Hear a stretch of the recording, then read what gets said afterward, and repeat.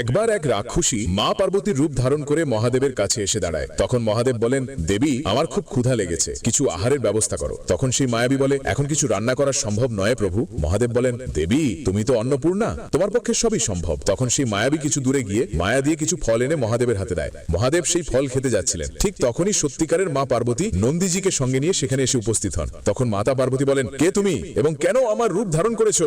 তখন সেই মায়াবী বলে, মনে হচ্ছে তুমি কোনো ছদ্মবেশী। তখন নন্দীজি বলেন, আমার মাতা এনি, যিনি আমার পাশে দাঁড়িয়ে আছেন, তুমি নও। তখন সেই মায়াবী বলে, নন্দী, মনে হচ্ছে তুমিও ওই মায়াবীর কথায় পড়ে গিয়েছো, তাই তুমি আমাকে চিনতে পারছো না। তখন মহাদেব বলেন, তোমাদের দুজনের মধ্যে যে সত্যিকারের পার্বতী, সে শ্মশানে গিয়ে আমার পিশাচদের আহার দেবে এবং এই কাজ কেবলমাত্র আমার প্রকৃত পার্বতীই করতে পারবে। তখন এই কথা শুনে সেই মায়াবী সঙ্গে সঙ্গে শ্মশানে যায় এবং গিয়ে পিশাচদের আহার দিতে শুরু করে, কিন্তু পিশাচরা তাকে সত্যিকারের পার্বতী ভেবে আক্রমণ করে অজ্ঞান করে দেয়। আর এদিকে মাতা আসল পার্বতী মহাদেবের উপর রুষ্ট হয়ে বলেন, হে প্রভু, আপনি তো সব জানেন, তবু কেন সেই মায়াবী